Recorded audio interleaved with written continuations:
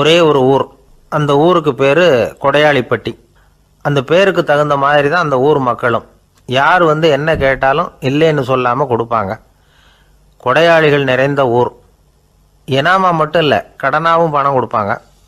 யாருக்காவது அவசரமாக பணம் தேவைப்பட்டதுன்னு வச்சுக்கோங்க, அந்த ஊருக்கு போய் வாங்கிக்கலாம்.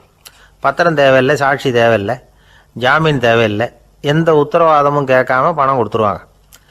நம்மளால் ஒருத்தனுக்கு பணம் தேவைப்பட்டது. சொந்த பந்தமெல்லாம் கேட்டு பார்த்தா யாரும் கொடுக்குற வழியாக தெரியல. எல்லாரும் அவங்கவுங்க சௌரியத்தை பார்க்குறவங்க, அடுத்தவங்க சௌரியத்தை பற்றி கவலைப்படாதவங்க. இவன் எல்லாரையும் கேட்டு பார்த்துட்டு சோர்ந்து போய் உக்காந்துட்டான். அந்த நேரம் தான் கொடையாளிப்பட்டியை பற்றி கேள்விப்பட்டான். அப்படி ஒரு ஊர் இருக்கிறது தெரிஞ்சதும் அந்த ஊருக்கு வழி கேட்டுக்கிட்டு ஒரு நாள் புறப்பட்டு போனான். வயல்காட்டு வழியாக போக வேண்டியிருந்தது. மெதுவாக நடந்து ஊர் எல்லைக்கு வந்துட்டான். ரெண்டு பக்கமும் விவசாய வேலைகள் மும்முரமாக நடந்துக்கிட்டு இருக்குது. ஏர் உழுதுகிட்டு இருக்கிறாங்க. அப்போ அங்கே ஒரு ஆளை பாம்பு கடிச்சுட்டுது. பக்கத்தில் வேலை செஞ்சுக்கிட்டு இருந்தவங்க ஓடி வந்தாங்க. அவசரமாக செய்ய வேண்டிய முதல் உதவியெல்லாம் செஞ்சு பார்த்தாங்க. பலன் இல்லை. அந்த ஆள் செத்து போட்டான். அவன் செத்து விட்டான்னு தெரிஞ்சதும் அவனை தூக்கி வரப்பு மேலே போட்டுட்டு எல்லாரும் அவங்கவுங்க வேலையை கவனிக்க ஆரம்பிச்சிட்டாங்க. அங்கே ஒரு ஆள் இவனை பார்த்து சொன்னான், ஐயா, நீங்கள் போகிற வழியில் இவன் சொந்தக்காரன் இவனுக்கு சோறு கொண்டுகிட்டு வருவான். இவன் இங்கே செத்துட்டான்னு அவங்ககிட்ட சொல்லிவிடுங்க அப்படின்னா. இவனுக்கு ரொம்ப ஆச்சரியம். என்னடா இது, பாம்பு கடிச்சுட்டுதுன்னதும் பதறி அடிச்சுக்கிட்டு ஓடி வந்தாங்க, செத்துட்டான்னதும் பேசாமல் தூக்கி போட்டுட்டு போயிட்டாங்க அப்படின்னு நினச்சிக்கிட்டே நடந்து போகிறான். எதிரில் சோறு கொண்டுக்கிட்டு ஒரு ஆள் வந்தான். இவன் விவரத்தை சொன்னான். அங்கே அவங்க சொந்தக்காரன் பாம்பு கடிச்சு செத்து போட்டான் அப்படின்னா. அவன் கொஞ்ச நேரம் அமைதியாக நின்னான். அதுக்கப்புறமா அங்கேயே வரப்பில் உட்காந்து கொண்டுகிட்டு வந்த சோத்தை தானே சாப்பிட்டு முடித்தான். பேசாமல் எழுந்திரிச்சு திரும்பி போயிட்டான். கொஞ்சம் கூட பதறல, அழலை. இப்படியும் ஒரு ஊரா அப்படின்னு நினச்சி ஆச்சரியப்பட்டுக்கிட்டே இவன் ஊருக்குள்ளே போனான். ஒரு பெரிய மனுஷனை பார்த்து பணம் கேட்டான். அவரும் இவனோட பேரையும் ஊரையும் மட்டும் விசாரிச்சுக்கிட்டு தேவையான பணத்தை கொடுத்துட்டார். பணத்தை வாங்கிட்ட பிறகு தன்னுடைய மனசை அரிச்சுக்கிட்டு இருந்த அந்த விஷயத்தை பற்றி கேட்டான். ஐயா, வழியில் ஒருத்தன் செத்துட்டான், அவனை அப்படியே தூக்கி வரப்பில் போட்டுட்டு எல்லாரும் வயல்வெளி வேலைகளை பார்த்துக்கிட்டு இருக்கிறாங்களே அப்படின்னா. இதுக்கு அந்த பெரியவர் சொன்னார், ஆமாம், அப்படி தான் செய்வோம். வேலை முடிஞ்சு வீட்டுக்கு திரும்புகிறப்போ அவனை தூக்கிட்டு வந்து அடக்கம் பண்ணிடுவோம் அப்படின்னார். ரொம்ப ஆச்சரியமாக இருக்கே அப்படின்னா. ஏன் உங்கள் ஊரில் யாராவது செத்துட்டா என்ன பண்ணுவீங்க அப்படின்னு கேட்டார். என்ன இப்படி கேட்குறீங்க, எங்கள் ஊரில் எல்லாம் பணத்தை தூக்க விட மாட்டாங்க, ஒப்பாரி வைப்பாங்க, கட்டி புரண்டு அழுது புலம்பி தீர்த்துருவாங்க அப்படின்னா. இவன் பெரியவர் பார்த்தார். அவங்ககிட்ட கொடுத்த பணத்தை லபக்குன்னு பறிச்சுக்கிட்டார். திருப்பி வாங்கிட்டார். இவன் பதறி போய் நிற்கிறான். அவர் சொன்னார், பணத்தையே விட மாட்டேன்னு கட்டுப்பிடிச்சி அழுதா நான் கொடுத்த பணத்தை மட்டும் எப்படி திருப்பி கொடுக்க போகிறேன், போயிட்டு வா அப்படின்னு விரட்டி விட்டாரான். இந்த கதையை நண்பர் ஒருத்தர் சொன்னார். கதை வேடிக்கையாக தெரிஞ்சால் கூட இதில் கருத்து உண்டு. பணம் பிணம் இது ரெண்டையுமே விடுறதுக்கு அவ்வளவு சுலபமாக மனம் வர்றதில்லை. இந்த ரெண்டு விஷயங்கள்லேயும் அறிவார்ந்த செயல்பாடு தேவை. ஒரு பேருந்து மரத்தில் மோதி விட்டுது. எல்லாரும் அடிபட்டு முனைகிட்டு கிடக்கிறாங்க. டிரைவர், கண்டக்டர் இவங்களுக்கும் அடி. அவங்களும் ஒரு பக்கம் கிடக்கிறாங்க. ஒரு மூலையில் கிடக்கிற ஒருத்தன் மெதுவாக முக்கி முனகி கண்டக்டர்னு சத்தம் போடுறான். கண்டக்டர் மெதுவாக நகர்ந்து அவங்ககிட்ட போய் என்னன்னு விசாரிக்கிறார். அவன் ரொம்ப சிரமப்பட்டு வாயை திறந்து ஒரு 15 காசு சில்லற பாக்கி அப்படின்னானா. ஒரு பெரிய காடு. அந்த காட்டுக்கு மத்தியில் ஒரு ஆசிரமம். அங்கே ஒரு முனிவர் இருந்தார். பல இடங்கள்லேருந்து வர்ற குழந்தைகளுக்கு அவர் பாடம் சொல்லி கொடுத்துக்கிட்டு இருக்கிறார். ஏழை பணக்காரர் அப்படிங்கிற வித்தியாசம்லாம் கிடையாதுங்க. எல்லாரும் அவர்கிட்ட தங்கள் பிள்ளைகளை அனுப்பி வச்சாங்க. மன்னர்களுடைய பிள்ளைங்க கூட அங்கே அவர்கிட்ட தான் படிக்கிறதுக்கு வருவாங்க. ஆனால் அந்த முனிவரை பொறுத்த வரைக்கும் எல்லா பிள்ளைங்களும் ஒன்று தான். இது யார் வீட்டு பிள்ளைன்னெல்லாம் பார்க்க மாட்டார். எல்லாரும் சமம். மாணவர்கள்லாம் அங்கேயே மாத கணக்கில் வருஷ கணக்கில் தங்கியிருந்து பாடம் கற்றுக்கிட்டு போகிறது வழக்கம். அவராக பார்த்து போன்னு சொல்கிற வரைக்கும் அங்கேயே இருக்கணும், படிக்கணும். குருகுல வாசம். ஒரு சமயம் ஒரு ராஜகுமாரனும் அவர்கிட்ட படிச்சுக்கிட்டு இருந்தான். அவனுக்கு ஒரு 15 வயசு இருக்கும். சில வருஷம் கழித்து அந்த முனிவர் தன்கிட்ட இருக்கிற மாணவர்களுக்கெல்லாம் பரீட்சை வச்சார். அவங்களுடைய அறிவு முதிர்ச்சியை கணிக்கிறதுக்காக பல சோதனைகள்லாம் வச்சார். ஒவ்வொருத்தராக பார்த்து இனிமேல் நீங்கள் உங்கள் வீட்டுக்கு போகலாம் அப்படின்னு சொல்லி அனுப்பி வச்சுக்கிட்டு இருக்கிறார். எல்லாரும் போயிட்டாங்க. கடைசியாக மிஞ்சி இருந்தது ஒரே ஒரு மாணவன். அவனை மட்டும் வீட்டுக்கு அனுப்பல. யார் அந்த பையன் தெரியுமா? அவன்தான் அந்த ராஜகுமாரன். ராஜகுமாரனுடைய தந்தைக்கு, அதுதான் இந்த ராஜாவுக்கு, அங்கே வயசு ஏறிக்கிட்டே போகுது. என்ன இது படிக்க போன பையன் இன்னும் திரும்பி வரலையே அப்படின்னு நினச்சார். வந்துட்டா சீக்கிரமாக அவனுக்கு பட்டம் கட்டிவிட்டு நாம் விலகிக்கலாமே அப்படின்னு நினச்சாரு. கல்யாணம் வேறு பண்ணி பார்க்கணும் பையனுக்கு. ஆனால் பையன் வர்ற வழியை காணும். ராஜா பார்த்தார். சரி, நேர்லேயே போய் என்னன்னு தெரிஞ்சுட்டு வந்துடுவோம் அப்படின்னு காட்டுக்கு புறப்பட்டார். அங்கே போய் முனிவரை பார்த்தார். முனிவர் இவரை அன்பாக வரவேற்று உட்கார வச்சார். அதுக்கப்புறம் ராஜா மெதுவா, எல்லாரையும் வீட்டுக்கு அனுப்பி வச்சுட்டிங்களாமே, ஏன் பிள்ளைய மட்டும் அப்படின்னு சொல்லி மெதுவாக இழுத்தார். முனிவர் இதுக்கு உடனே பதில் சொல்லலை. ராஜாவை கூப்பிட்டுட்டு போய் விருந்தினர் குடிசையில் தங்க வச்சார். அதுக்கப்புறம் சொன்னார், உங்கள் மகன் எல்லா பாடங்கள்லேயும் முதலிடம் வாங்கியிருக்கான். இப்படி முதலாவதாக வர்ற மாணவனுக்கு நாங்கள் இன்னொரு தேர்வு வைக்கிறது வழக்கம். அதுலேயும் அவன் முதலாவதாக வந்துட்டான்னா அவன் ஒரு பெரிய வித்வான் அப்படிங்கிற கௌரவத்தை அடைஞ்சிருவான் அப்படின்னார். அதாவது முனிவர் அப்படி சொல்கிறார். அப்படி சொல்லிவிட்டு போயிட்டார் அவர்.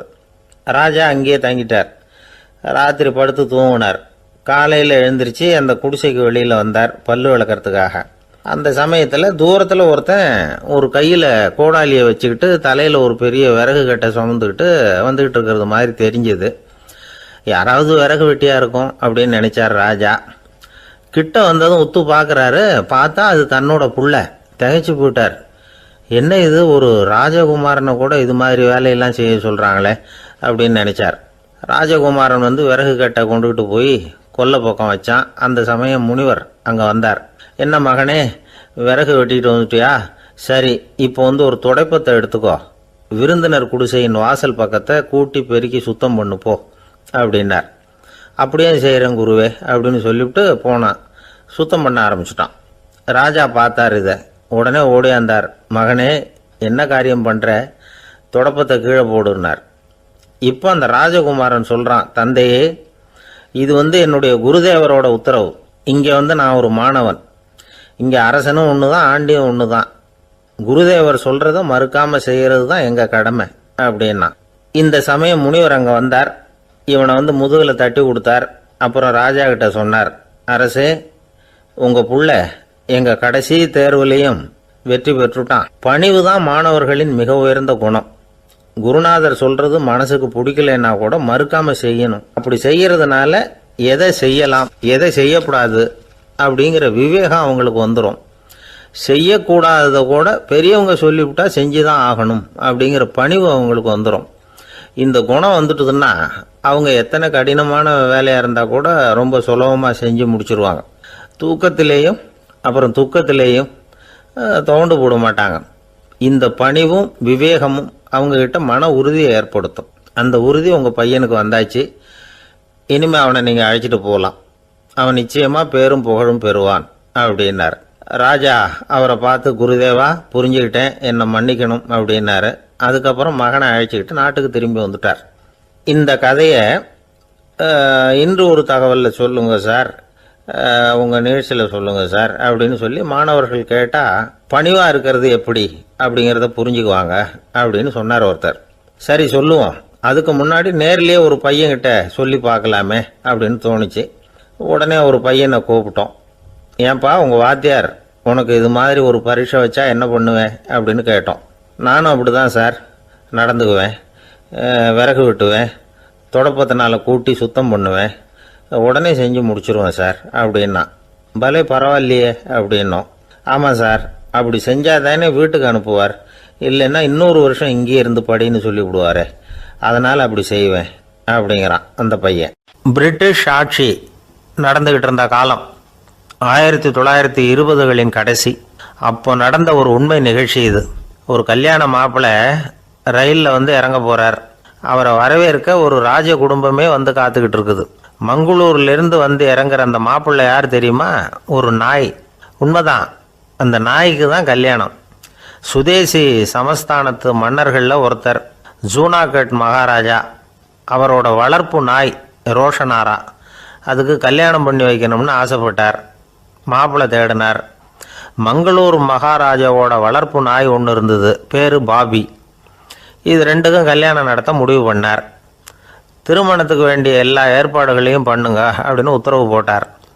ஆயிரக்கணக்கான அழைப்புதழ்கள், பல சமஸ்தான மன்னர்கள், ஜமீன்தார்கள், பிரிட்டிஷ் அதிகாரிகள், பெரிய பணக்காரங்க, இப்படி நிறைய பேருக்கு அழைப்புதழ்கள் அனுப்பி வச்சாங்க. பத்திரிகையை பார்த்தவங்கெல்லாம் திகைச்சு போயிட்டாங்களாம். இருந்தாலும் என்ன பண்ணுறது, ராஜாவே அழைக்கிறார், போகாமல் இருக்க முடியுமா? அந்த சமயத்தில் நாட்டின் கவர்னர் ஜெனரலாக இருந்தவர் இர்வின் பிரபு, அவருக்கும் ஒரு பத்திரிக்கை போயிருக்குது. வாங்கி பார்த்ததும் அவருக்கு பயங்கர எரிச்சல். உடனே குப்பை தொட்டியில் போட்டுவிட்டாராம். மாட்சிமை தங்கிய பிரிட்டன் சக்கரவர்த்தியின் பிரதிநிதியான தன்னை கேவலம் ஒரு நாயின் திருமணத்துக்காக அழைக்கிறதா அப்படின்னு அவருக்கு ஆத்திரம். இருந்தாலும் கல்யாணம் பிரமாதமாக நடந்துதான். கல்யாணத்தன்னைக்கு பொண்ணுக்கு ஸ்பெஷல் குளியல், தண்ணீருக்கு பதிலாக வாசனை திரவியங்கள், பன்னீர், குளித்ததுக்கு அப்புறம் அலங்காரம், வைர மாலை, முத்து மாலை, ஏகப்பட்ட அலங்காரம். மாப்பிள்ளையை அழைக்கிறதுக்கு ரயில்வே ஸ்டேஷனில் ராஜ குடும்பமே காத்துக்கிட்டு இருக்குது. அவங்களோட வளர்ப்பு நாய்கள் 250. அத்தனை நாய்களுக்கும் பட்டு துணி போத்தி இருக்குது. முத்து வடங்கள் அணிவிச்சிருக்கிறாங்க. எல்லாம் ராஜ நாய்கள். அதுகளையும் வீதியில் நடக்க விடலையாம். அதுகளை சுமந்துக்கிட்டு போக அலங்கரிக்கப்பட்ட யானைகள் காத்துக்கிட்டு இருக்குதான். மாப்பிள்ளைக்கு வரவேற்பு எப்படி தெரியுமா? அது நடந்து வர்ற பாதை பூரா ரத்தன கம்பளம் விரிச்சிருக்குது. 2 பக்கமும் ராஜாங்க அதிகாரிகள் கைகட்டி நிற்கிறாங்க. அரசு படை வீரர்கள் அணிவகுப்பு மரியாதை செலுத்துகிறாங்க. அந்த நாய் ராஜ மரியாதையோடு நடந்து வருது. நகையெல்லாம் போட்டுக்கிட்டு வருது. திருமண மண்டபத்துக்கு சேருது. அங்கே கல்யாணம் அமோகமாக நடக்குது. இந்த திருமணத்தை முன்னிட்டு அந்த ஜூனாகட் சமஸ்தானத்துக்கு 3 நாள் விடுமுறை வேறு. கல்யாணத்துக்கு வந்திருந்தவங்களுக்கெல்லாம் ஏக தடபுடலாக விருந்து, நாட்டியம் எல்லாம் பிரமாதமாக நடந்து தான். இந்த கல்யாணத்தில் கலந்துக்க வந்திருந்த மற்ற சமஸ்தானத்து மன்னர்கள், தீவான்கள், அரச குடும்பத்தினர், இப்படி அவங்க 700 பேராம். அவங்க போகிறதுக்காக விசேஷ ரயில்கள்லாம் வேற விட்டுருக்காங்க. கல்யாணம் முடிஞ்சதும் அந்த நாய் தம்பதிகளோட பெரிய பெரிய மன்னர்கள்லாம் ஒன்றா உட்காந்து சாப்பிட்டாங்களாம். ஏர் கண்டிஷன் அறையில் அந்த தம்பதிகள் கொஞ்ச காலம் வாழ்ந்துருக்கிறாங்க. கொஞ்ச நாளில் மாப்பிள்ளைக்கு மரியாதை குறைய ஆரம்பிச்சுட்டுது. வெளியில் துரத்தி விட்டாங்களாம். அந்த பெண் நாய் மட்டும் ராஜ போகங்களை அனுபவித்து வந்து தான். இந்த கல்யாணத்தை பார்த்துட்டு தொடர்ந்து மற்ற சமஸ்தானத்து மன்னர்களும் நாய் திருமணங்கள் நடத்த ஆரம்பிச்சுட்டாங்களாம். இது உண்மையில் நடந்திருக்குது. இப்படி அது இருக்கட்டும். இப்போ நம்ம கதைக்கு வருவோம். ஒரு ராஜாவுக்கு ரொம்ப நாள் கழித்து ஒரு குழந்தை பிறந்து தான். அரண்மனை ஜோசியரை கூப்பிட்டுருக்கார் ராஜா. ஜோசியரே, என் மகன் வருங்காலத்தில் சிறந்த வாழ் வீரனாக வரணும்னு ஆசைப்படுறேன், வருவானாங்கிறத கொஞ்சம் பார்த்து சொல்லுங்களேன் அப்படின்னாராம். ஜோசியர் சொன்னார், மன்னா, உங்கள் புள்ள வாழ் வீரனாக வர்றது கஷ்டம். ஆனால் அவரும் உங்களை மாதிரியே நாய்க்குட்டிகள் பேரில் பிரியமாக இருப்பார், அதுகளுக்கு கல்யாணமும் பண்ணி வைப்பார் அப்படின்னாராம். அது எப்படி கண்டுபிடிச்சிங்க அப்படின்னு கேட்டிருக்கார் ராஜா. அரசே, உங்கள் பிள்ளைக்கு வாழ் மேலே உள்ள பிரியத்தை காட்டிலும் நாய் மேலே உள்ள பிரியம் அதிகங்கிறதுக்கான அறிகுறி இப்போவே தெரியுது. நல்லா கவனித்து பாருங்கள். அவர் வாழ்னு கத்துறாரு அப்படின்னாரு. கவனித்து பார்த்துட்டு அப்படி எனக்கு காதில் விழலையே அப்படின்னாராம் மன்னர். அதனால தான் சொன்னேன், அவர் கத்துறது வாழ்னு கத்தலை, வள்ளுன்னு கத்திக்கிட்டு இருக்கார், அதனால தான் அப்படி சொன்னேன் அப்படின்னாராம் அரண்மனை ஜோசியர். உங்கள் பையன் எப்படி சார் இருக்கான் அப்படின்னு விசாரித்தார் ஒருத்தர். அவன் என்ன சார், எதை சொன்னாலும் காதில் வாங்க மாட்டேங்கிறான், அவன் பாட்டுக்கு போகிறான் வர்றான் அப்படின்னு சொல்லி அழுத்துக்கிட்டார் அப்பா. பெரியவங்க சொல்கிறத சின்ன பிள்ளைங்க கேட்கறது இல்லைங்கிறது ஒரு குறை, பெரியவங்க சொல்கிறது சின்ன பிள்ளைங்க காதலையே விழறது இல்லைங்கிறது ஒரு குறை. இது கொஞ்சம் சீரியஸான விஷயம், கவனித்து பார்க்கணும். ஒரு குழந்தைக்கு காது சரியாக கேட்குதா இல்லையா அப்படிங்கிறத நாம தான் கவனித்து பார்த்து கண்டுபிடிக்கணும். அதுவாக நம்மக்கிட்ட தவழ்ந்து அப்பா எனக்கு காது கேட்கல, அழைச்சிட்டு போங்க டாக்டர்கிட்ட அப்படின்னுலாம் சொல்லிகிட்டு இருக்காது. அது சரி, ஒரு குழந்தைக்கு காது சரிவர கேட்குதா இல்லையா அப்படிங்கிறத முன்கூட்டியே நாம் தெரிஞ்சுக்கிறது எப்படி? அதுக்கு சில வழி இருக்குது. உங்கள் குழந்தைய கொஞ்சம் அப்படியே கவனித்து பாருங்கள். அடிக்கடி ஜலதோஷம், காதில் அரிப்பு ஏற்படுதா, மூக்கு விரிவாகவும், அப்புறம் டான்சில், அடினாய்டு, சத அழற்சி, இது மாதிரி ஏதாவது இருக்கா, வாயிலிருந்து எச்சில் ஒழுகுதா, குழந்தை வாயினால் சுவாசிக்குதா, பற்கள் முன்னாடி தள்ளி வளருதா, இதெல்லாம் அதுக்கு அறிகுறி. அப்புறம் இந்த VBDF TH இப்படி இந்த ஒலிகள் சேர்ந்த வார்த்தைகளை குழந்தை சரியாக புரிஞ்சுக்காது. இப்போ உதாரணத்துக்கு பட்டுன்னு சொல்லு குழந்தை அப்படின்னீங்கன்னா அது வந்து கட்டுன்னு சொல்லும். அதாவது பட்டு சவுண்டை அதால் புரிஞ்சிக்க முடியல. அப்புறம் உங்கள் குழந்தை வந்து உங்களை உறக்க பேச சொல்கிறானா, அடிக்கடி கேள்வி கேட்குறானா, சாப்பிட்றப்போ கவனம் இல்லாமல் இருக்கானா, படிப்பில் போதுமான முன்னேற்றம் இல்லையா, வகுப்பில் சரியாக கவனிக்கிறது இல்லையா, இப்படிலாம் இருந்தால் ஆரம்பத்திலேயே டாக்டர்கிட்ட அழைச்சிட்டு போய் சிகிச்சையை வந்து ஆரம்பிச்சுடலாம், குணப்படுத்தி விடலாம். குழந்தைக்கு காது சரியாக கேட்கலன்னா நீங்கள் செய்ய வேண்டியது என்ன தெரியுமா? அவனுக்கு காது கேட்கலேங்கிறதுக்காக அவன் முன்னாடி சத்தம் போட்டு பேசக்கூடாது.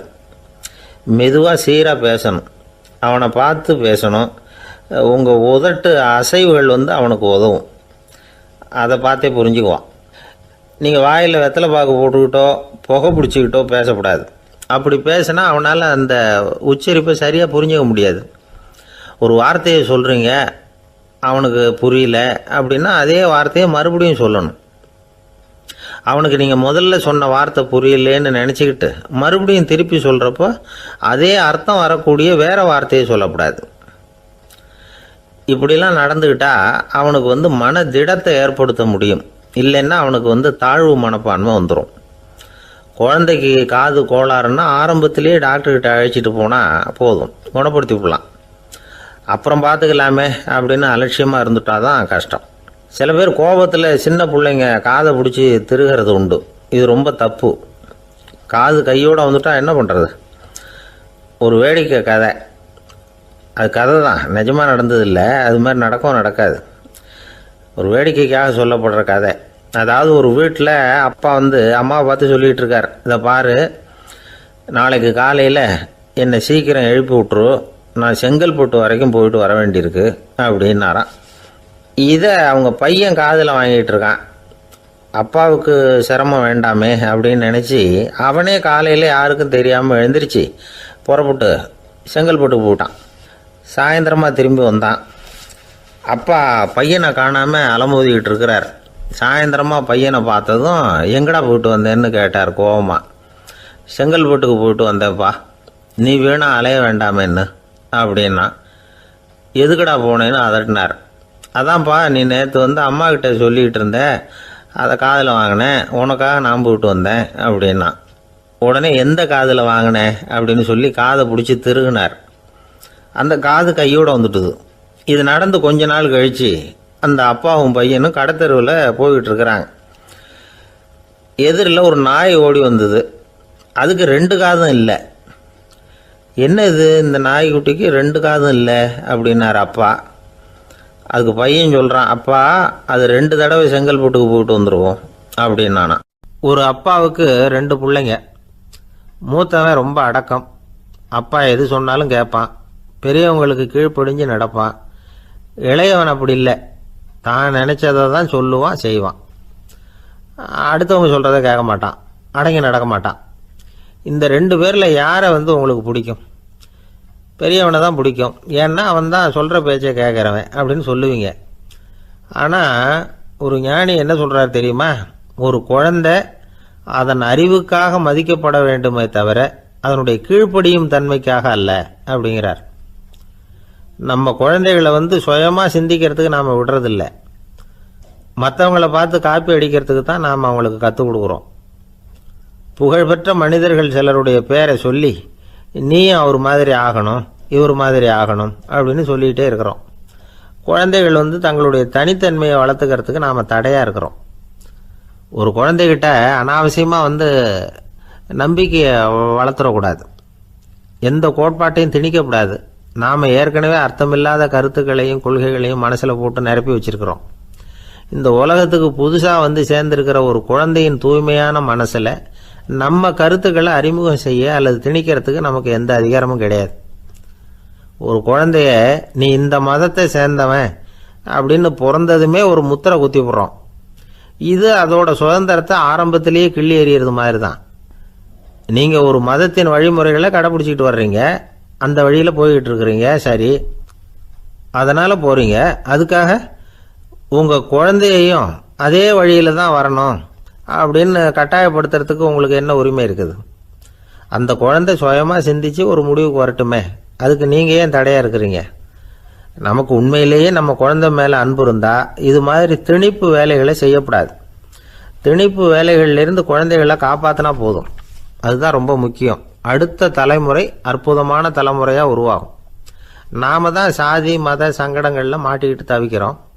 அவங்களாவது சாதி மத வேறுபாடு இல்லாத சமுதாயத்தை பார்க்கட்டுமே, அந்த சௌகரியங்களை அனுபவிக்கட்டுமே. அதுக்கு நாம் என்ன செய்யணும்னா ஒன்றும் செய்யாமல் இருந்தால் போதும். ஒரு குழந்தைகிட்ட நம்ம கருத்தை திணிக்கும் பொழுது என்ன ஆகுது தெரியுமா? அது அவனை அவங்ககிட்ட இருந்தே அப்புறப்படுத்தி விடுது. அவனுடைய தனித்தன்மையை அழிச்சுடுது. அவனை ஒரு எல்லைக்குள்ளே திணிச்சுடுது. இதெல்லாம் அன்புங்கிற பேரால் பெற்றோர்கள் செய்கிற தப்பு. இதெல்லாம் கேட்டுக்கிட்டு இந்த காலத்தில் அப்பா ஒருத்தர் சொன்னார், நான் கருத்துக்களை எல்லாம் என் பையன்கிட்ட திணிக்கிறது இல்லைங்க, ஆனால் அதிகமாக சாப்பிட சொல்லி கட்டாயப்படுத்துவேன் அப்படின்னார். உங்கள் வீட்டு சமையல் அவ்வளோ நல்லா இருக்குமான்னு கேட்டாங்க. நல்லா இருந்தால் நான் ஏன் அவனை சாப்பிட சொல்லி கட்டாயப்படுத்த போகிறேன் அப்படின்னார். ஒரு ஊரில் ஒரு மன்னன் இருந்தான், கொடுங்கோல் மன்னன். நிறைய தொந்தரவு பண்ணிக்கிட்டு இருந்தான். அவன் ஒரு தடவை என்ன பண்ணான் தெரியுமா? ஒரு தப்பும் பண்ணாத ஒரு இளைஞனை பிடிச்சி ஜெயிலில் அடைச்சுட்டான். அந்த பையனோட சொந்தக்காரங்கள்லாம் ராஜா கிட்ட போனாங்க. அவன் ஒரு தவறும் பண்ணலை, அவனை விடுதலை பண்ணுங்க அப்படின்னு கெஞ்சி கேட்டுக்கிட்டாங்க. மன்னன் யோசனை பண்ணான். அந்த இளைஞனை கூப்பிட்டுக்கிட்டு வர சொன்னான். அவனை கொண்டாந்து ராஜா முன்னாடி நிறுத்தினாங்க. இதை பாருப்பா, உன்னை நான் விடுதலை பண்ணுவேன், ஆனால் ஒரு கண்டிஷன். அந்த நிபந்தனையை நீ நிறைவேற்றினா உனக்கு விடுதலை அப்படின்னா மன்னன். சரின்னு ஒத்துக்கிட்டான் பையன். மன்னன் கண்டிஷன் என்னங்கிறத சொன்னான். உங்ககிட்ட ஒரு செம்மறி ஆட்டை கொடுக்க போகிறேன். 1 மாதத்துக்கு அதுக்கு தேவையான தீனியையும் கொடுக்க போகிறேன். 1 மாதம் கழித்து அந்த ஆட்டை எடை போட்டு பார்ப்பேன். அந்த ஆட்டின் எடை கொஞ்சம் கூட கூடி இருக்கக்கூடாது. எடை கூடி இருந்தால் உனக்கு விடுதலை கிடையாது. என்ன சொல்கிற அப்படின்னா. பையனுக்கு ஒன்றும் புரியல, பயமாக போட்டுது. குழம்பிக்கிட்டே நின்றுக்கிட்டு இருக்கிறான். சரி, ஒரு நாள் டைம் தரேன், நல்லா யோசனை பண்ணி பார்த்துட்டு நாளைக்கு உன் முடிவை சொல்லு அப்படின்னா மன்னன். பையன் கவலையோடு வெளியில் வந்தான். அங்கே ஒரு பெரியவர் நின்றுக்கிட்டு இருந்தார். அவர்கிட்ட விஷயத்தை சொன்னான். அந்த பெரியவர் இந்த பையனுக்கு காதோட காதாக ஒரு வழியை சொல்லி கொடுத்தார். அதை கேட்டதும் பையன் மறுபடியும் மன்னன் முன்னாடி நின்னா, உங்கள் நிபந்தனையை ஏற்றுக்கிறேன்னு சொன்னான். மன்னன் ஒரு ஆட்டுக்குட்டியையும் அதுக்கு 1 மாதத்துக்கு தேவைப்படுற தீவனத்தையும் கொடுக்கும்படியாக உத்தரவு போட்டான். கொடுத்தாங்க. ஓடிட்டு போயிட்டான். 1 மாதம் தினமும் தவறாமல் அந்த தீவனத்தை ஆட்டுக்குட்டிக்கு போட்டுக்கிட்டு இருக்கிறான்.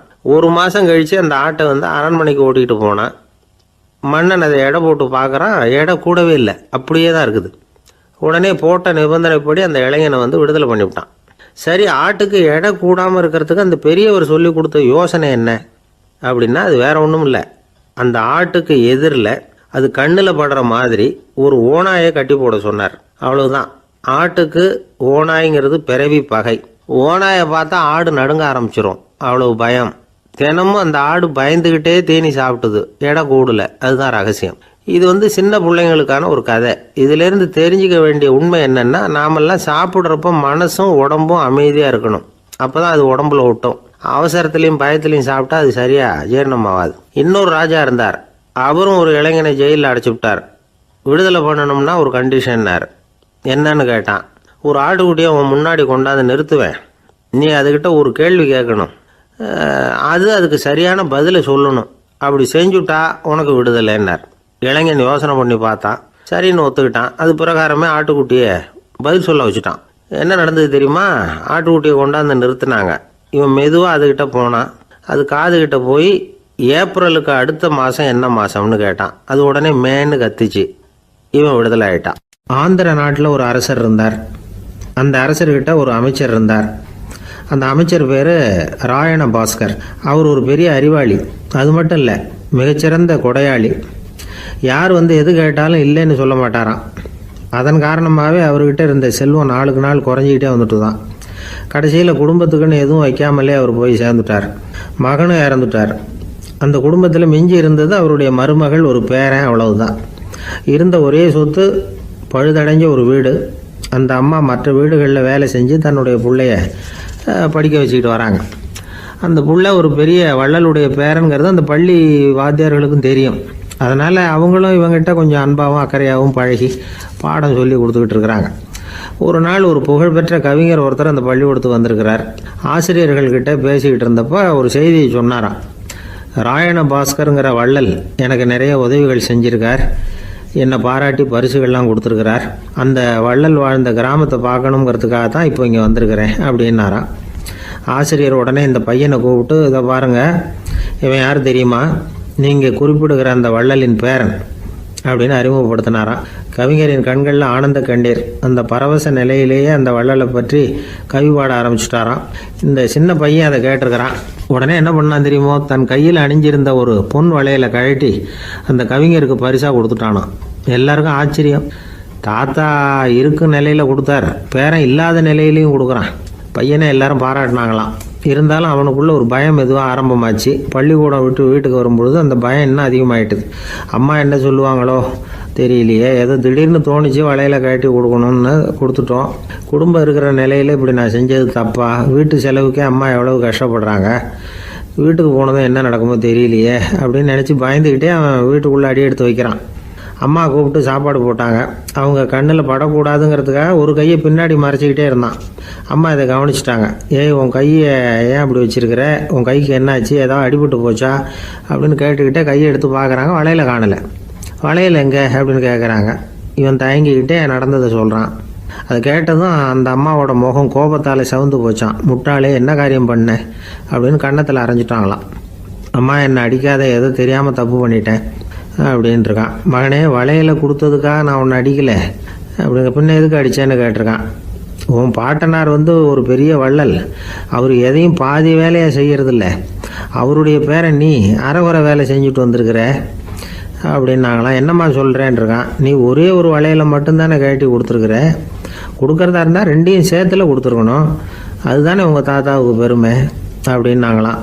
அம்மா தெரியாமல் இப்படி செஞ்சுட்டேன், உங்கள்கிட்டையும் அரை வாங்கிட்டேன் அப்படி இப்படின்னு அவன் சொல்லியிருக்கிறான். இப்போ அம்மா கொஞ்சம் இருங்க, அந்த கவிஞர் இன்னைக்கு நம்ம ஊரில் தான் தங்கியிருப்பார், நாளைக்கு காலையில் தான் அவர் எங்கே இருக்காருன்னு விசாரித்து இன்னொரு வளையலையும் கொடுத்துட்றேன் அப்படின்ட்டுருக்கான். மகனே, நல்ல செயல்களையெல்லாம் நாளைக்குன்னு ஒத்தி போடாத, நாளைக்கு என்ன நடக்குங்கிறது யாருக்கு தெரியும், இப்போவே போ, எங்கே இருக்காருன்னு பாரு அப்படின்ட்டுருக்காங்க. மகன் புறப்பட்டான். பள்ளி ஆசிரியர்கிட்ட போய் கேட்டானான் அந்த கவிஞர் எங்கே இருக்காருன்னு. அவர் சொன்னாராம். உடனே போய் அவர் இருக்கிற இடத்துல கதவை தட்டியிருக்கான். ராத்திரி நேரத்தில் இவனை கண்டதும் அவருக்கு ரொம்ப ஆச்சரியம். இவன் இன்னொரு கை வளையலையும் எடுத்து நீட்டியிருக்கான். அவர் திகைச்சு போய் நிற்கிறார். அவரால் என்ன பண்ணுறதுன்னே தெரியல. ஆனந்த கண்ணீர். இது பெரியவர்கள் கூற கேட்ட ஒரு வரலாறு. இன்னைக்கு இப்படிப்பட்டவங்களை பார்க்க முடியுமா? வறுமை வள்ளல் தன்மையை ஒன்று செய்து விடாதுங்கிறதுக்கு இது ஒரு உதாரணம். ஒருத்தன் இன்னொருத்தனை பார்த்து கேட்டானா, எங்கள் தாத்தா உங்கள் தாத்தாவுக்கு 100 ரூபா கடன் கொடுத்துருக்கிறார், அதை எப்போ திருப்பி கொடுக்க போகிறேன்னு. கவலைப்படாத, எங்கள் பேரன் அதை உங்கள் பேரன்ட்ட திருப்பி கொடுத்துருவான் அப்படின்னு அவன். எனக்கு வாழ்க்கையே வெறுத்து போச்சு சார் அப்படின்னு சொல்லிட்டு ஒருத்தர் வந்தார். கொஞ்ச நேரம் பேசினதுக்கு அப்புறம் அவர் அப்படி சொல்லியிருந்தா அதில் ஒரு அர்த்தம் இருந்திருக்கும். வர்றதுக்கு முன்னாடியே வாழ்க்கை வெறுத்து போச்சுன்னு சொல்லிட்டு வர்றார். என்ன சார் விஷயம்னு விசாரித்தோம். எங்கள் வீட்டில் தினம் 3 வேளையும் ஒரே மாதிரி சாப்பாடு சார், வித்தியாசமே கிடையாது. இப்படியே 3 மாதமாக சாப்பிட்டுக்கிட்டு இருக்கிறேன். அதை விட பட்டினி கிடந்து செத்துடலாம்னு தோணுது அப்படின்னார். ஒரு பெரியவர் சொன்ன தத்துவத்தை சொல்கிறதுக்கு ஆள் கிடைக்காம தவிச்சுக்கிட்டு இருந்தோம். இப்போ ஒருத்தர் கிடைச்சிட்டார், விட்டுலாமா? உடனே அவரை உட்கார வச்சு சொல்ல ஆரம்பிச்சிட்டோம். அதாவது நாம் அனுபவிக்கிற உணர்வுகளில் களிப்பு, மகிழ்வு, ஆனந்தம், இது 3க்கும் ஒன்றுக்கு ஒன்று வித்தியாசம் உண்டு. மேம்போக்காக பார்க்குறதுக்கு இது 3 ஒன்று மாதிரி தோணும். ஆனால் அது அப்படி இல்லை. களிப்புங்கிறது உடம்பை பொறுத்தது, மகிழ்வுங்கிறது மனசை பொறுத்தது, ஆனந்தம்ங்கிறது ஆன்மாவை பொறுத்தது. இப்படி இந்த 3 வகையான அந்த சுவைப்புகளின் தன்மையும் வேற வேற.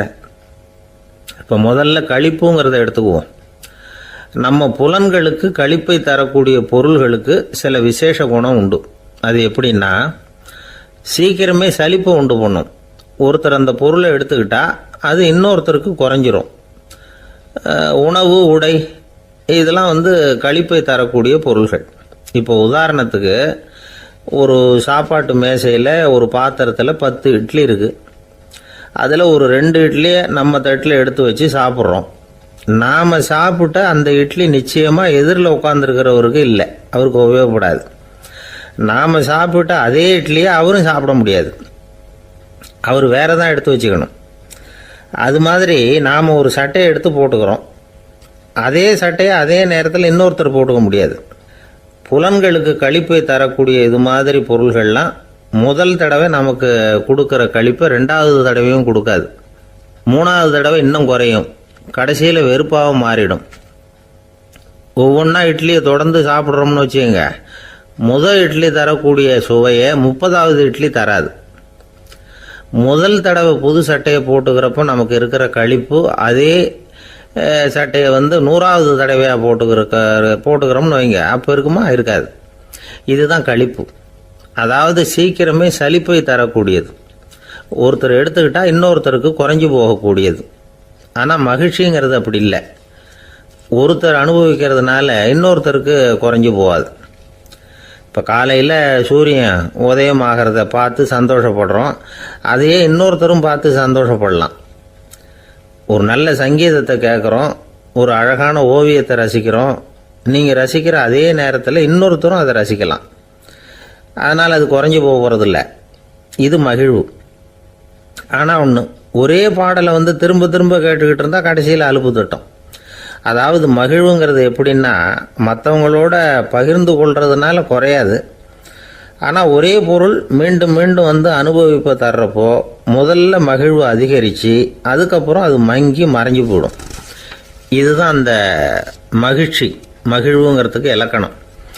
சரி, இப்போ மூணாவதாக சுகம் தரக்கூடிய ஆனந்தம்ங்கிறது எப்படின்னா, இது நமக்கு உள்ளே இருந்து சுரக்கிறது. மனசு சலனங்கள்லேருந்து விடுபடுறப்போ இந்த ஆனந்தம் நமக்கு கிடைக்கும். இது நிலையான சுகம், ஆத்ம சுகம். களிப்பிலிருந்து மகிழ்வுக்கும் மகிழ்விலிருந்து ஆனந்தத்துக்கும் செல்றது தான் மனிதன் நடத்த வேண்டிய முக்கியமான பயணம். இவ்வளவு விஷயத்தையும் கேட்டுட்டு இந்த காலத்து பையன் ஒருத்தன் வந்தான். சார், இப்போ நீங்கள் ஒரு சாப்பாட்டு மேசையில் ஒரு 10 இட்லி வைக்கிறீங்க, என்ன உட்கார வைங்க, எதிரில் இன்னொருத்தனை உட்கார வைங்க.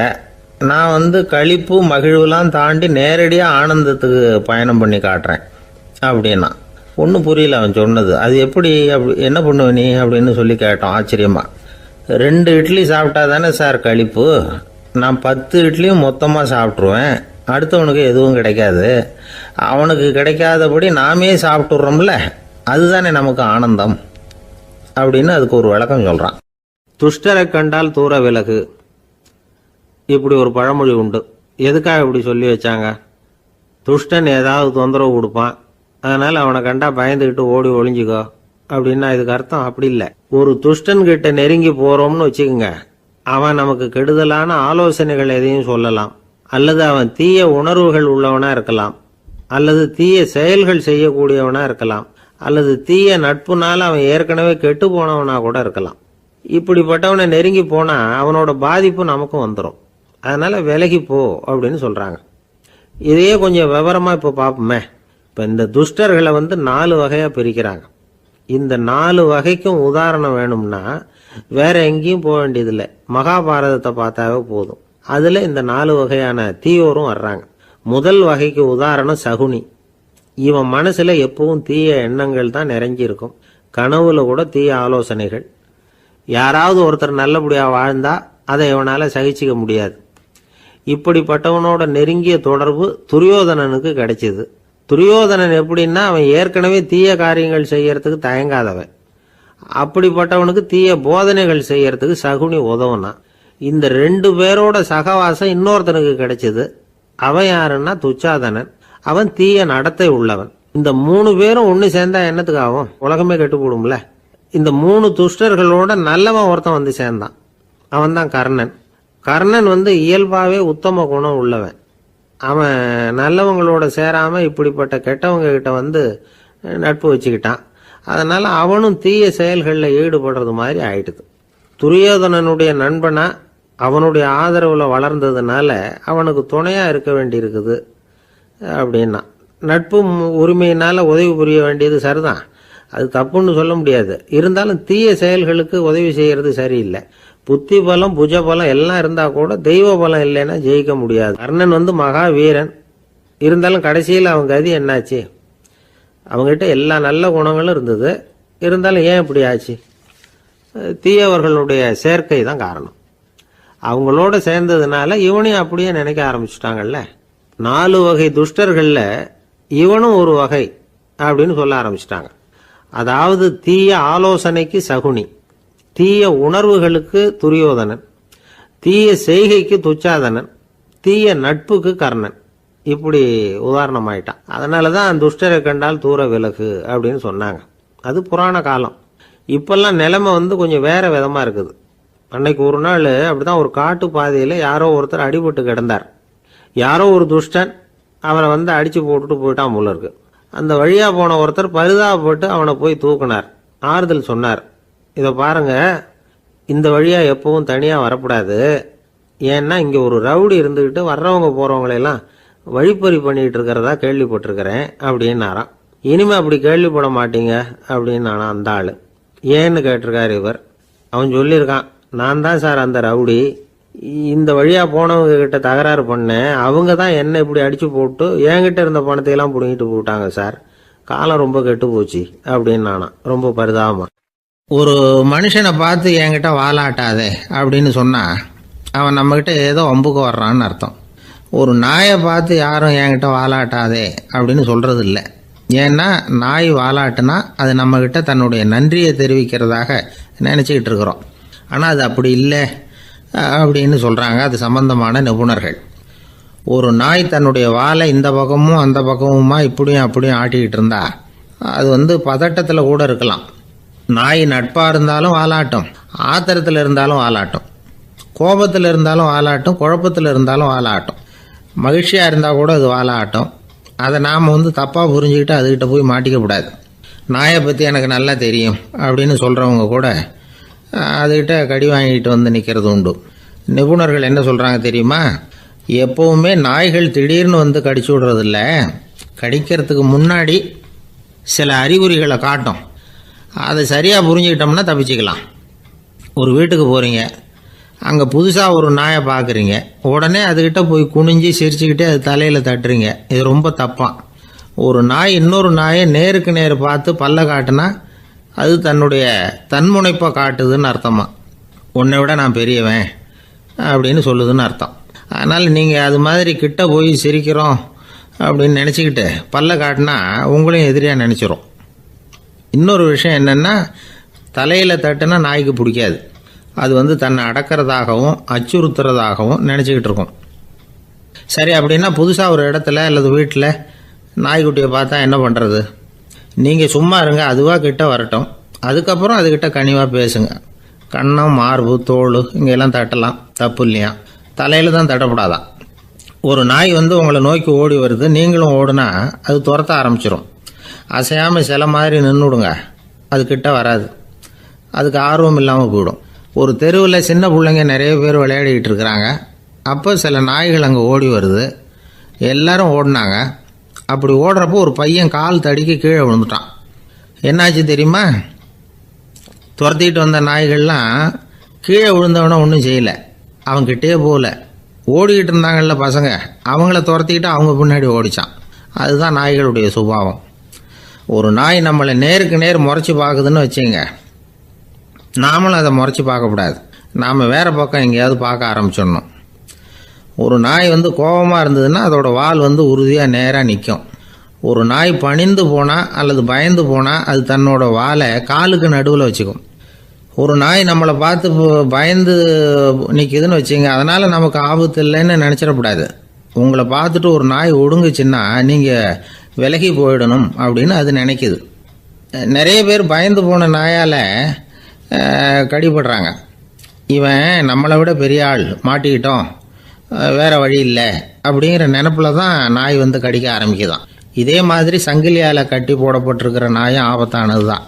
தொடர்ந்து கட்டி போட்டிருந்தா காலப்போக்கில் அது ஒரு மாதிரி ஆகிடும். நாய் குழந்தைகளை கடிக்காது அப்படின்னு சில பேர் சொல்லுவாங்க. அதுவும் ஒரு தவறான நம்பிக்கை. அதனால் சின்ன குழந்தைகளை தனியாக நாயோட விளையாட விடக்கூடாது. ஆகக்கூடி நாயை பற்றி நிறைய விஷயம் புரிஞ்சுக்க வேண்டியிருக்குது. ஒருத்தர் தன்னுடைய நண்பர் வீட்டுக்கு போயிருந்தார். அவசியம் எங்கள் வீட்டில் சாப்பிட்டுட்டு தான் போகணும் அப்படின்னு ரொம்ப அன்பாக சொல்லிவிட்டார்.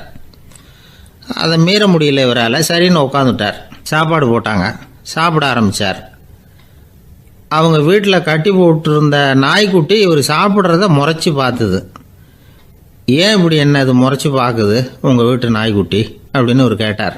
அப்போ அவங்க சொன்னாங்களாம், அதுக்கிட்ட ஒரு கெட்ட பழக்கம்ங்க, தன்னோட தட்டில் யார் சாப்பிட்டாலும் அது அப்படி தான் முறைச்சி பார்க்கும் அப்படின்னாரா அவர். இன்றைக்கு பல பேர் உயில் எழுதி வைக்கிறாங்கல்ல, இந்த உயில்னா என்ன? அதாவது ஒரு நபர் தனக்கு பின்னாடி தன்னுடைய சொத்துக்கள் யாருக்கு போய் சேரணும்னு நினைக்கிறாரோ அந்த நினைப்பை சட்டப்படி உறுதிப்படுத்துறது தான் உயில். சரி, உயிலை யார் எழுதலாம்?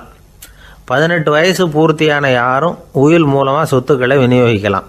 கண் பார்வை இல்லாதவங்க, காது கேளாதவங்க, வாய் பேச முடியாதவங்க, இவங்கெல்லாம் கூட உயில் எழுதி வைக்கலாம். புத்தி சுவாதீனம் இல்லாதவங்க கூட சில சமயம் புத்தி தெளிவாக இருந்தால் உயில் எழுதலாமா. குடிபோதையில் இருக்கிறவங்க, தாங்கள் என்ன செய்கிறோங்கிறது தெளிவாக அறிய முடியாதவங்க, நோய் நொடியில் இருக்கிறவங்க, இவங்கெல்லாம் உயில் எழுத முடியாது. ஒருத்தரை நிர்பந்தப்படுத்தி ஏமாற்றி அல்லது சுய நினைவில்லாத ஒருத்தர்கிட்ட எழுதி வாங்கி வைக்கிற உயில் செல்லாது. உயிலை இந்த முறையில் தான், இந்த படிவத்தில் தான் எழுதணும்னு சட்டத்தில் விதி எதுவும் கிடையாது. இதுக்கு முத்திரை கட்டணமும் கிடையாது. உயிலை வெற்று காகிதத்தில் எழுதலாம். அச்சடிக்கணும், டைப் அடிக்கணுங்கிற அவசியம் கூட இல்லை. கையாலேயே கூட எழுதலாம். எழுதி இருக்கிறது புரியணும், அவ்வளவுதான். குறைந்தபட்சம் 2 சாட்சிகளை வச்சுக்கிட்டு உயில் எழுதுகிறவர் அதில் கையெழுத்து போடணும். கையெழுத்து போட தெரியாதுன்னா இடது கை பெருவிரல் ரேகை வைக்கலாம். உயில் சாசனத்துக்கு சாட்சிகள் கையெழுத்து இல்லைன்னாலும் அது செல்லாது. அப்புறம் ப்ரிவிலேஜ்டு வில் அப்படின்னு இருக்கு, அதுக்கு மட்டும் சாட்சிகள் தேவையில்லை. அது என்னென்னா, இந்த விமானப்படை, கப்பல் படை அல்லது யுத்தத்தில் பணிபுரியும் நபர்கள் அவங்கெல்லாம் இருக்கிறாங்க இல்லையா, அப்படிப்பட்டவங்க எழுதுகிற உயில் அது. அதுக்கு சில விசேஷ சலுகைகள் உண்டு. ஒருத்தர் முதல்ல ஒரு உயில் எழுதி வைக்கிறார், அதுக்கப்புறம் மனசு மாறி போகுது, அது வேணாம்னு நினைக்கிறார், ரத்து செஞ்சுடலாம். அதுக்கப்புறம் வேறு உயிலும் எழுதலாம். உயிரோடு இருக்கிற வரைக்கும் எத்தனை தடவை வேணும்னாலும் உயில் எழுதலாம். கடைசியாக எழுதப்பட்ட உயில் சட்டப்படி சரியாக இருந்தால் அதுதான் அமலுக்கு வரும். சரி, எழுதுகிற உயிலை ரகசியமாக வச்சுருக்கிறது எப்படி? இது ஒரு கேள்வி.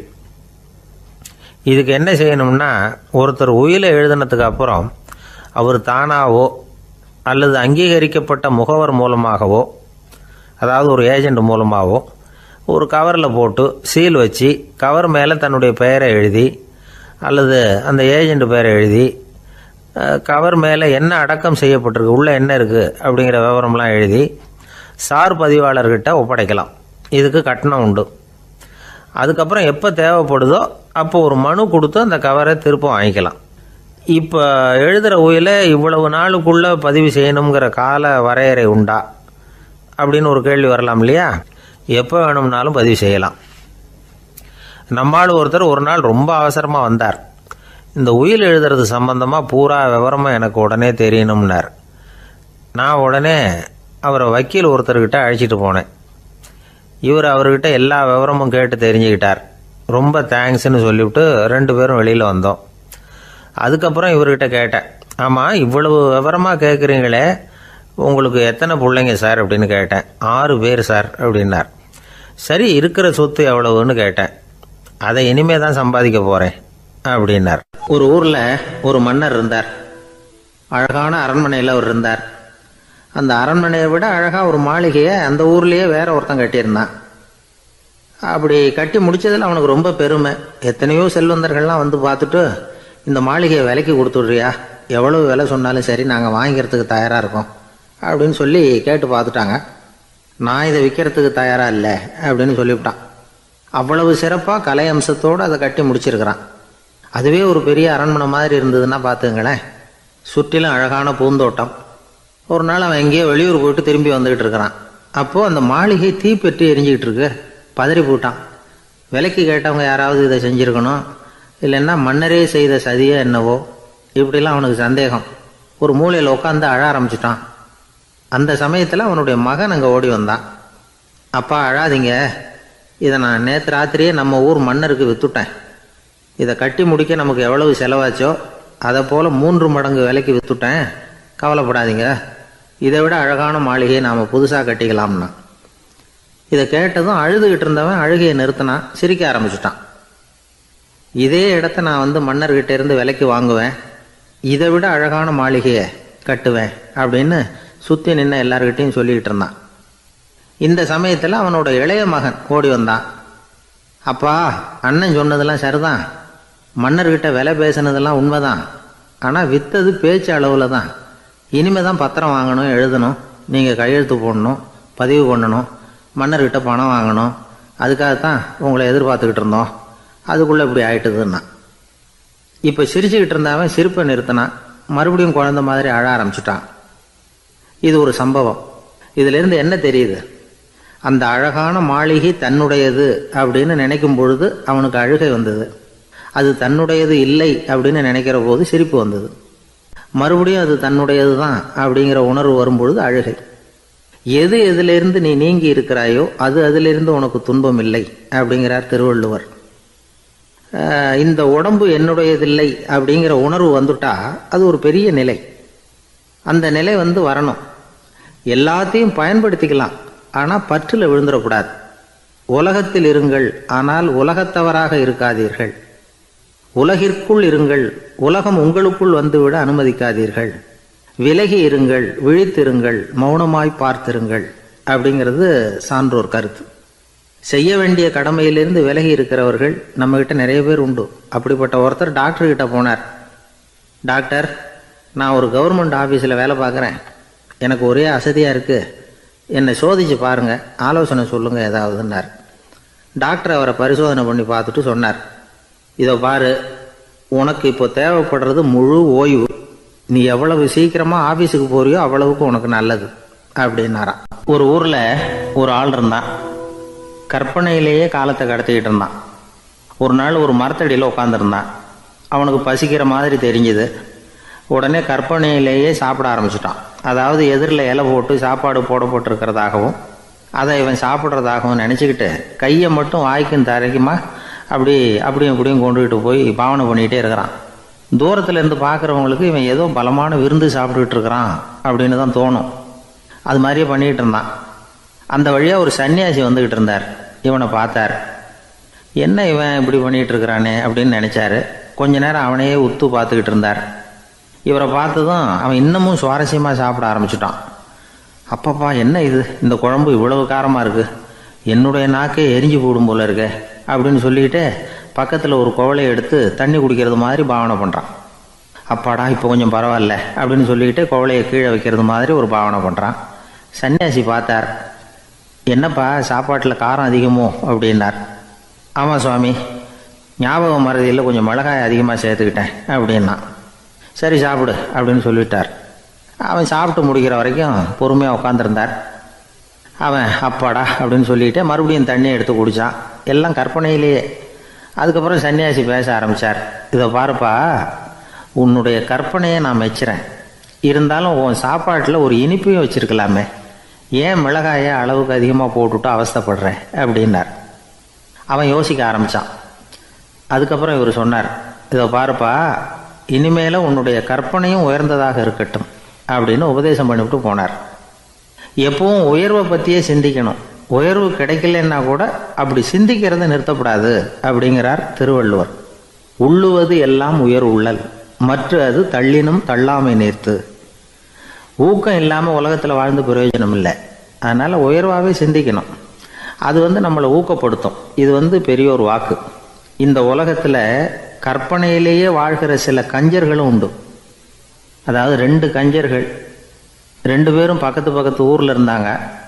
பொங்கல் சமயம் ஒரு கஞ்சன் தன்னுடைய மகனை கூப்பிட்டான். இதை பாருப்பா, பக்கத்து ஊரில் என்னுடைய நண்பன் ஒருத்தன் இருக்கிறான், அவனுக்கு பொங்கல் பரிசு ஏதாவது கொடுக்கணும், நான் ஒரு 4 ஆட்டுக்குட்டியை தரேன், நீ கொண்டுகிட்டு போய் கொடுத்துட்டு வந்து விடுறியா அப்படின்னு கேட்டான். சரி, நான் புள்ள ஒரு பைய கையில் எடுத்துக்கோன்னா. அவன் எடுத்துக்கிட்டான். இந்த ஆட்டுக்குட்டி பிடிச்சிக்கோ அப்படின்னு சொல்லி ஒவ்வொன்றா போடுறேன் பார் அப்படின்னு சொல்லிட்டு 1 2 3 4 அப்படின்னு எண்ணிக்கிட்டே வெறும் சைகையாலேயே ஆட்டுக்குட்டியை பிடிச்சி போடுறது மாதிரி பாவனை பண்ணிக்கிட்டு இருக்கிறான். அவன் பிள்ளையும் அது ரொம்ப அக்கறையாக வாங்கிக்கிறது மாதிரி வாங்கிக்கிட்டு அந்த பையை தூக்கிக்கிட்டு அடுத்த ஊருக்கு போகிறான். இவன் அங்கே போய் சேர்ந்த நேரத்தில் அந்த கஞ்சன் ஊரில் இல்லை, எங்கேயோ வெளியில் போயிருக்கிறான். அவனோட புள்ள மட்டும்தான் வீட்டில் இருந்தான். இவன் அவன்கிட்ட, இதை பாரு, எங்கள் அப்பா உங்கள் அப்பாவுக்கு ஆட்டுக்குட்டி கொடுத்து அனுப்பியிருக்கிறாரு, பிடிச்சிக்கோ அப்படின்னு சொல்லி பாவனையிலேயே ஒவ்வொன்றா எடுத்து அவங்ககிட்ட கொடுத்துட்டான். அவனும் வாங்கிட்டான் வாங்கிறது மாதிரி. அப்புறம் சொன்னான், சரிப்பா, நானும் பதிலுக்கு ஏதாவது ஒன்றுகிட்ட கொடுக்கணும் இல்லையா, அதனால் அந்த பையை பிடி, ஒரு 10 எலுமிச்சம்பழம் தரேன், பதிலுக்கு அதை நீ எடுத்துகிட்டு போ அப்படின்னு சொல்லி கையாலேயே ஒவ்வொன்றா எடுத்து போடுறது மாதிரி பாவனை பண்ணிவிட்டான். அவனும் ரொம்ப நன்றி அப்படின்னு சொல்லிவிட்டு அதை வாங்கிட்டு போயிட்டான். கொஞ்ச நேரம் கழித்து வெளியில் போயிருந்த அப்பங்காரன் திரும்பி வந்தான். உள்ளே சொன்னான், அப்பா, உன்னோட நண்பர் அவருடைய மகன் மூலமாக உனக்கு 6 ஆட்டுக்குட்டி கொடுத்து அனுப்பியிருந்தார், நானும் பதிலுக்கு ஒரு 10 எலுமிச்சம்பழம் கொடுத்து அனுப்பியிருக்கிறேன் அப்படின்னா. எப்படிடா கொடுத்தேன்னு கேட்டார் அப்பா. இப்படி தான் கொடுத்தேன்னு சொல்லி சைகையிலேயே காட்டினான். இதை பார்த்ததும் அப்பங்காரனுக்கு பயங்கரமாக கோவம் வந்துட்டுது. பலார்னு அரைஞ்சுட்டான் பையனை. ஏன்ப்பா அரைஞ்ச? 10 எலுமிச்சம்பழம் கொடுத்துட்டேனே அப்படிங்கிறதுக்காகவா அப்படின்னு கேட்டான். அது கூட பரவாயில்ல, நீ காட்டுற சைகையை பார்த்தா ஆரஞ்சு பழம் சைஸுக்கு இருக்குதே, அவ்வளோ பெருசாக ஏன் கொடுத்த? அதுதான் எனக்கு கோபம் அப்படி. ஒரு நண்பர் யாருக்கோ ஃபோன் பண்ணிகிட்டு இருந்தார். அவர் பேசி முடித்ததும் நான் அவரை பார்த்து, இப்போ ஃபோன் பண்ணிங்களே, அந்த ஃபோன் நம்பர் என்ன அப்படின்னு கேட்டேன். அவர் தலையை சொரிஞ்சுக்கிட்டார், ஞாபகம் வரலன்னார். சரி சார், அதை விடுங்க, உங்கள் மனைவி பேர் என்ன அப்படின்னு கேட்டேன். மாலதின்னார். என்ன சார் இது வேடிக்கை, கொஞ்ச நேரத்துக்கு முன்னாடி பேசின ஃபோன் நம்பர் மறந்து போச்சு, எப்போவோ கல்யாணம் பண்ணிக்கிட்ட மனைவி பேர் மறக்கலை, அதை கரெக்டாக சொல்லிவிட்டீங்களே அப்படின்னு கேட்டேன். அவர் என்னை ஒரு மாதிரியாக பார்த்தார். அவர் அப்படி என்னை பார்த்ததில் ஒன்றும் தப்பு இல்லை, ஏன்னா நாம் எல்லாருமே அப்படித்தானே, ஒரு குறிப்பிட்ட காரியத்துக்காக தொலைபேசியில் ஒருத்தட்ட பேசுகிறோம், அதுக்கப்புறம் அந்த எண் நமக்கு அனாவசியம், அதனால் மறந்துடுறோம். இதுக்கு பேர் தான் தற்காலிக ஞாபகம். ஆனால் மனைவி பேரை மறந்துட முடியுமா? முடியாது. அது அவசியமான ஒன்று. அடிக்கடி அந்த பேரை உபயோகப்படுத்துகிறோம், அதனாலேயும் அது முக்கியங்கிறதுனாலேயும் அதை மறக்கறதில்ல. இதுக்கு பேர் நிரந்தர ஞாபகம். சரி, இந்த தற்காலிக ஞாபகம், நிரந்தர ஞாபகம், இது 2 ஞாபக அளவுகளையும் கட்டுப்படுத்துறது எது அப்படின்னா மூளைக்குள்ளே நடக்கிற மின்சார நடவடிக்கைகள் தான். தற்காலிக ஞாபகம் ஒரு மின்னல் மாதிரி தோன்றி மறையுது. நிரந்தர ஞாபகம் ஒரு படிவம் போல் மூளையில் படிஞ்சுடுது. ஒரு சம்பவத்தின் பல பிரதிகள் மூளையில் பல்வேறு பகுதிகளிலேயும் படிகிறதுனால ஒன்று மறைஞ்சாலும் மறந்தாலும் இன்னொன்று மறையறதில்லை. இப்படிப்பட்ட நிலைமையில தான் இந்த தொண்டையில் இருக்கு, வாயில் வரமாட்டேங்குது சார் அப்படிமா. ஒருத்தருக்கு எந்த துறையில் ஆர்வமும் ஈடுபாடும் அதிகமோ அது சம்பந்தமான ஞாபக சக்தி அதிகமாக இருக்கும். தொழிலை விரும்புகிற ஒரு டெலிஃபோன் ஆப்ரேட்டருக்கு எண்கள்லாம் நல்ல ஞாபகம் இருக்கும். அது மாதிரி கவிஞர்களுக்கு வார்த்தைகள் நல்ல ஞாபகத்தில் இருக்கும். இது ஒரு பக்கம் இருந்தாலும் ஒரு மூளை எண்களை விட எழுத்துக்களை விட படங்களை ரொம்ப சுலபமாக ஞாபகத்தில் வச்சுக்குது. புரிஞ்சுக்கிற தன்மை, அனுபவம், புத்தி கூர்மை இது கூடி குறையிறத பொறுத்து ஞாபக சக்தியும் ஏறும் இறங்கும். இப்போ உதாரணத்துக்கு ஒரு பையனுக்கு படித்தது எதுவும் ஞாபகத்தில் இல்லைன்னா அவன் அதை சரியாக புரிஞ்சுக்கலைன்னு அர்த்தம். இந்த மறதிங்கிறது எந்த சமயத்தில் ஒரு பிரச்சனை ஆகுது தெரியுமா? உங்களுக்கு வேண்டியப்பட்ட ஒருத்தரை ஞாயிற்றுக்கிழமை சாயந்தரம் சரியாக 5 மணிக்கு கடற்கரைக்கு வர சொல்லிவிட்டு அந்த நேரத்தை மறந்துவிட்டா அது பரவாயில்ல, வர சொன்னதையே மறந்துவிட்டா தான் நிலைமை மோசம்னு அர்த்தம். இப்படி இருந்தால் இது சிகிச்சை எடுத்துக்க வேண்டிய நிலைமைங்கிறத புரிஞ்சுக்கணும். ஆமாம், இதுக்கும் மருந்து இருக்குது. ஆனால் மூளை குறிப்பிட்ட அளவுக்கும் கீழே இயங்குறப்போவோ இன்னொன்று சொல்லுவாங்க, இந்த நியூரோ டிரான்ஸ்மிட்டர் அப்படின்னு சொல்லுவாங்க. அப்படிங்கிற மூளை ரசாயனம் ரொம்பவும் குறைஞ்சி போகிறப்போ மட்டும்தான் உபயோகப்படும். டாக்டர் என்ன சொல்கிறாங்க தெரியுமா? மூளையை பொறுத்த வரைக்கும் அதில் ஞாபக சக்தி அதிகமாக உள்ள மூளை, மறதி உள்ள மூளை அப்படின்னு ஒன்றும் கிடையாது அப்படிங்கிறாங்க. நினைவு வச்சுக்கிறதுக்கு பயிற்சி அளிக்கப்பட்ட மூளை, பயிற்சியற்ற மூளை அப்படின்னு வேணும்னா சொல்லலாம் அப்படின்னு சொல்கிறாங்க. அதனால் நம்ம ஞாபக சக்திங்கிறது நம்மக்கிட்ட இருக்கிற பயிற்சி, முயற்சி இதை பொறுத்து தான் அமையும். ஒருத்தர் ஒரு பென்சிலை எங்கேயோ வச்சுக்கிட்டு தேடிக்கிட்டு இருந்தார். அப்புறம் என்னமோ தீவிரமாக யோசனை பண்ணி அதை ஞாபகப்படுத்தி பார்த்துக்கிட்டு இருந்தாராம்.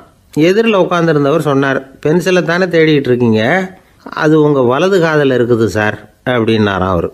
இதுக்கு அவர் சொல்லியிருக்காரு, பென்சிலை வலது காதில் தான் வச்சுருக்கேங்கிறது எனக்கு நல்லா ஞாபகம் இருக்குது, ஆனால் எது வலது காதுங்கிறது தான் மறந்து போச்சு அப்படின்னாராம். அவர் அதை தான் யோசிச்சுட்டு இருந்திருக்கிறார். எனக்கு ஒரு உதவி செய்யணும் அப்படின்னு நம்மளை பார்த்து ஒருத்தர் கேட்குறாருன்னு வச்சுங்களேன், உடனே நாம் அவரை பார்த்து என்ன உதவின்னு கேட்போம். இதுதான் சராசரி மனிதர்களின் இயல்பு. ஆனால் ஒருத்தர் எனக்கு ஒரு உதவி செய்யணும் அப்படின்னு கேட்ட உடனே என்ன உதவின்னு கூட கேட்காம சரி செய்கிறேன் அப்படின்னு ஒத்துக்கிறது இருக்கு பாருங்கள், அது கொஞ்சம் அபூர்வம். அந்த காலத்தில் ஒருத்தர் இருந்தார். அவர் எப்படி தெரியுமா? உதவி கேட்குறவங்க நல்லவங்களா கெட்டவங்களா அப்படின்னு கூட பார்க்கல, தனக்கு நன்மையா தீமையா அப்படின்னு கூட பார்க்கல, உதவி செய்கிறேன்னு புறப்பட்டு விட்டார். அவர் யார் தெரியுமா? அவர் தான் நல சக்கரவர்த்தி. அவர் மாதிரி நாமும் உதவி கேட்குறவங்களுக்கு உடனே உதவி செய்கிறதுக்கு தயாராக இருக்கணும் அப்படின்னு சொன்னார் ஒரு ஆன்மீக பேச்சாளர். நல சரித்திரத்தை அவர் சொல்லிக்கிட்டு இருந்தார். இந்திரன், அக்னி, வருணன், யமன் இவங்க 4 பேரும் நலனை பார்த்து எங்களுக்கு நீ உதவி செய்யணும், எங்களுக்காக நீ தூது போகணும் அப்படின்னு கேட்குறாங்க. யாருக்கிட்ட தூது போகணும், என்ன காரியத்துக்காக போகணும் அப்படின்னு கேட்கணும்ல. நலன் அப்படி கேட்கவே இல்லை. உடனே சரின்னு ஒத்துக்கிறான். அதுக்கப்புறம் அவங்க விவரம் சொல்கிறாங்க, என்ன உதவி, யாருக்கிட்ட தூது போகணும் அப்படிங்கிற விவரத்தை சொல்கிறாங்க. நலனுக்கும் அப்புறம்தான் புரியுது, எந்த தமயந்தியை இவன் காதலிச்சானோ, எந்த தமயந்தின் சுயம்பரத்துக்காக இவன் போய்கிட்டு இருக்கிறானோ அந்த தமயந்தியை பார்த்து தங்களுக்காக அவகிட்ட வாதாடணும், பேசணும், தங்களில் ஒருத்தரை கல்யாணம் பண்ணிக்கும்படியாக கேட்கணும் அப்படின்னு அவங்க 4 பேரும் நலன்கிட்ட கேட்குறாங்க. இதை கேட்டதும் நலன் கொஞ்சம் கூட முகம் சுளிக்கலை, பதட்டப்படலை. நேராக தமயந்தி கிட்ட போகிறான். இந்திரன், அக்னி, வருணன், யமன் இவங்களோட சிறப்புகளை எடுத்து சொல்கிறான். இவங்களில் ஒருத்தரை கல்யாணம் பண்ணிக்கலாம் அப்படின்னு சொல்லி கேட்டுக்கிறான். ஆனால் இதுக்கு தமயந்தி சம்மதிக்கலை. சுயம்பரம் நடக்குது, அவள் நலனை தேர்ந்தெடுக்கிறாள். அந்த 4 பேரும் நலனுக்கு நிறைய வரங்கள்லாம் கொடுக்குறாங்க. அதுக்கப்புறம் இப்படி போகுது கதை. இதில் நாம் கவனிக்க வேண்டியது என்னென்னா, உதவின்னு கேட்ட உடனே என்ன உதவின்னு கேட்காம சரி செய்கிறேன்னு சொன்னான் பாருங்கள், அதை கொஞ்சம் சிந்திக்கணும். செய்கிறேன்னு ஒத்துக்கிட்டதுக்கு அப்புறம் அது என்ன உதவின்னு தெரிஞ்சும் முகம் சுளிக்காமல் அதை செஞ்சான் பாருங்கள், அதையும் கொஞ்சம் சிந்திக்கணும். நம்மளும்